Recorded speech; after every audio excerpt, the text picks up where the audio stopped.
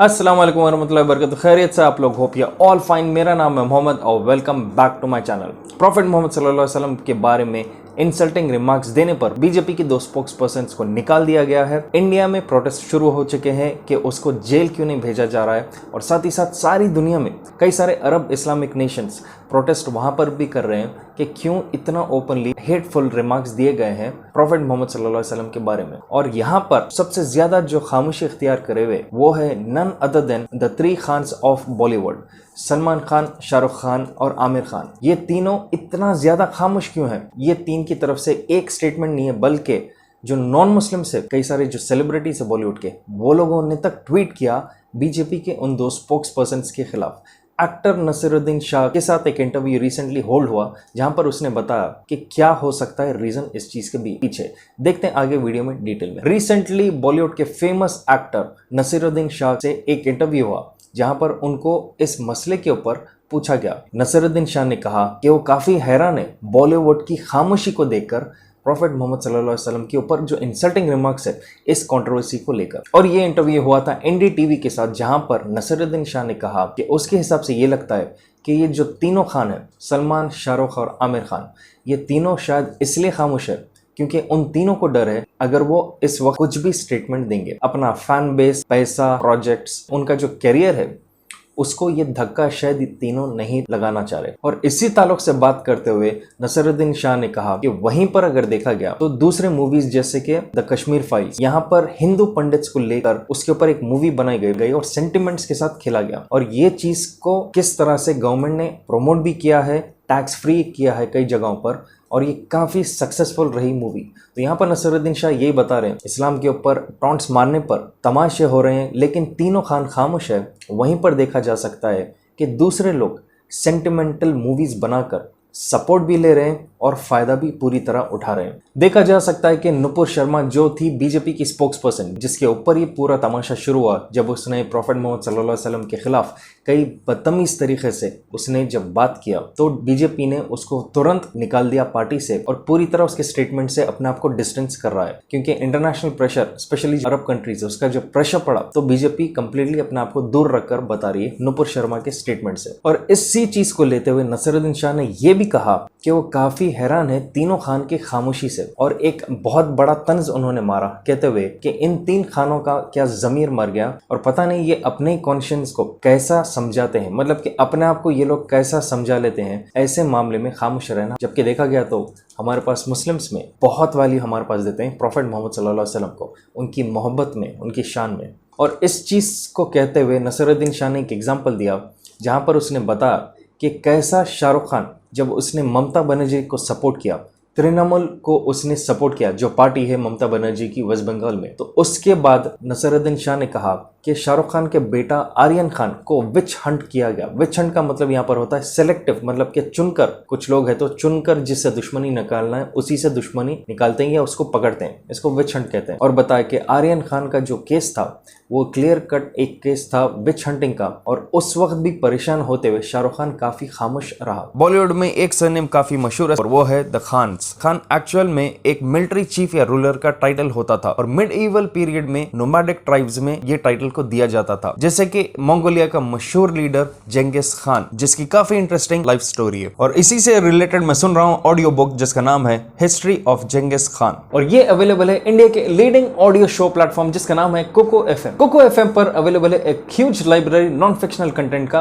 और इसकी रेटिंग है 4.5+। और कोको एफएम आपको मदद करेगा अनलॉक करने के लिए knowledge across a varied range of topics. Kuku FM के जरिए आप ऑडियो बुक सुन सकते हैं अपने ही रीजनल लैंग्वेज में, कहीं भी कभी भी। और ये है एक मेड इन इंडिया ऐप, और खास तौर से मेरे व्यूअर्स के लिए कोको एफएम की तरफ से एक एक्सक्लूसिव लिमिटेड पीरियड ऑफर 11 जून से 19 जून तक, जहां पर आपको मिलेगा एक्सक्लूसिव 50% डिस्काउंट, मतलब कि ₹399 की जगह ₹199 में। कोको एफएम का लिंक मैंने नीचे डिस्क्रिप्शन में दे दिया है, और इस ऑफर का फायदा उठाने के लिए मेरा कूपन कोड घर50 इसको यूज करें तो फायदा पूरी तरह उठाइए कोको एफएम के जरिए और जबरदस्त नॉलेज गेन कीजिए। Now let's get back to the video. और साथ ही साथ नसीरुद्दीन नसीरुद्दीन शाह ने कुछ फिल्म मेकर्स और एक्टर्स के बारे में कहा कि वो लोग तरीके से कुछ ऐसे प्रोजेक्ट्स लेते हैं जहां पर वो देशभक्त दिखते हैं, और ये कहते हुए उसने नाम लिया अक्षय कुमार का और साथ ही साथ विवेक अग्निहोत्री का। विवेक अग्निहोत्री द कश्मीर फाइल्स का डायरेक्टर है, और ये कहते हुए नसीरुद्दीन शाह ने कहा कि ऐसे लोग वो लोग जीतते हुए रास्ते पर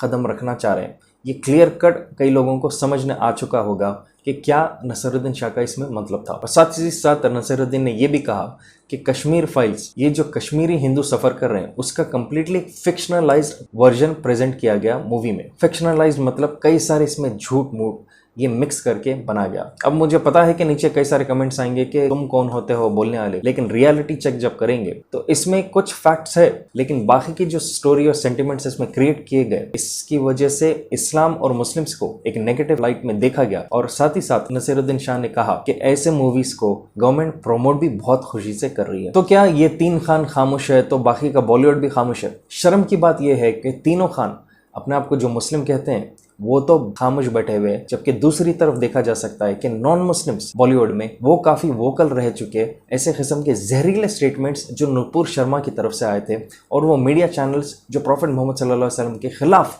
डिबेट्स को प्रमोट कर रहे थे, इनडायरेक्टली आप देख सकते हैं। जैसे कि स्वरा भास्कर, उसने एक ट्वीट किया और कहा कॉन्ग्रेचुलेशंस नविका कुमार। ये टाइम्स नाउ की जर्नलिस्ट है, जिसके वक्त नुपुर शर्मा ओवर एक्साइटेड होकर काफ़ी जहरीले स्टेटमेंट्स दिया।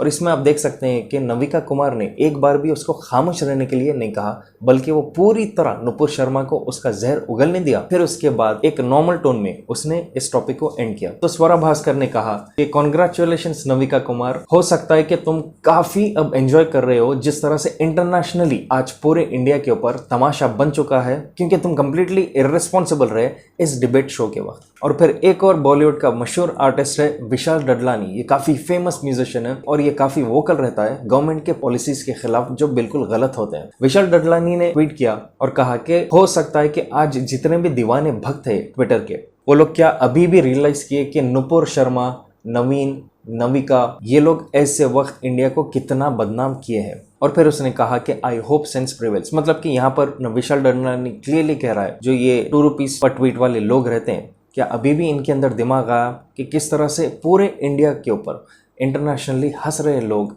प्रेशर डाल रहे हैं, बदनाम कर रहे हैं, क्योंकि नुपुर शर्मा, नवीन, नविका ऐसे किस्म के इडियट्स की वजह से जो आज तमाशा बन चुका है इंडिया का। तो देखा जा सकता है यहाँ पर कि कई सारे और भी सेलिब्रिटीज है जिन्होंने ओपनली स्टैंड लिया है। बाकी का बॉलीवुड तो खामोश है, एक्सपेक्टेड है वो तो खामोश रहेंगे, लेकिन यहाँ पर सबसे हैरानी वाली बात यह है जिसको भाई बोलते हैं सलमान खान, वो तो बिल्कुल ही इस चीज से दूर है। शाहरुख खान जो हगलाता है वो इस वक्त पूरी तरह खामोश है, और आमिर खान की तो दुनिया ही अलग है। तो पता नहीं ये लोग किस तरह से आखिरत में जवाब देंगे, क्योंकि ये तीन के लिए ये जिंदगी ही जन्नत है। अल्लाह खैर करे आप और हमारे ईमान की हिफाजत। कुछ लोग कहेंगे क्या यही तीन के कुछ स्टेटमेंट से कुछ फर्क पड़ने वाला था? हाँ, इसलिए क्योंकि मुस्लिम लोग हैं वो काफ़ी शान से कहते हैं टॉप ट्रियो जो है वो इन खान्स का है, बॉलीवुड को रूल कर रहे हैं। लेकिन देखा जा सकता है कि ऐसे मामले में सबसे ज़्यादा डरपोक और नीचे से अगर लिस्ट देखा गया तो यही तीन का नाम आता है। तो आप अपने हिसाब से कमेंट कीजिए, क्या ये तीन खान्स को एज हीरोज देखना चाहिए मुस्लिम कम्युनिटी, या यहाँ से अब रिजेक्ट करना चाहिए, क्योंकि ये लोग जिस तरह से डर कर खामोश बैठे हुए अपने करियर को लेते हुए, तो इससे इनके बारे में क्या पता चलता है। आप अपने हिसाब से इसके बारे में नीचे कमेंट कीजिए।